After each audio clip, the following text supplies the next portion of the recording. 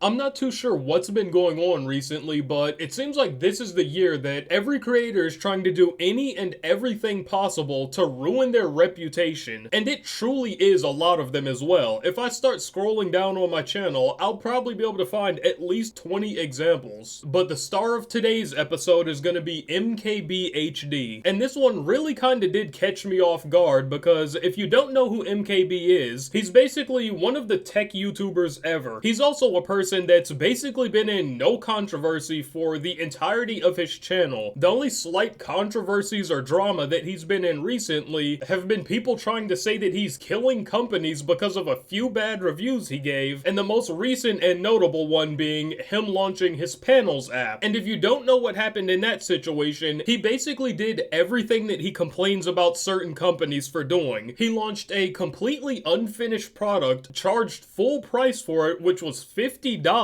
and then basically came out and promised a bunch of things, including that the app will get better in the future, which, of course, was one of his main complaints about the companies that he reviewed negatively. They release a bad product for full price and then promise what it'll be in the future when you should judge it based on what it is now. But getting into today's situation, this all pretty much comes from his recent sponsored video, How My Video Gear is Changing. And we're going to be getting into the video itself later, but the main problem that people are having with this video comes from a specific segment in it where he basically put a B-roll clip of him driving over 96 miles an hour in a 35-mile-an-hour speed zone. And before we even get into the clip, I just want to start by saying I'm not going to sit here and act like some sort of Karen or something and just tell you that, oh, speeding is bad, you should never do it, I've never sped in my life, and if you drive 2 miles over the limit, you should die. But I also do want to say that there's definitely a time and a place for speeding, because it's not like Marques is the only person that's ever recorded himself speeding on YouTube. Basically every car channel on this platform does it as well, but like I said, they choose the right time and place to do so, even if it's an insane amount over the acceptable limit like a 96 and a 35. If you choose the right area, for the most part, it's not a problem. And before I get too far into yapping, let me just play the clip so you guys can see what I mean.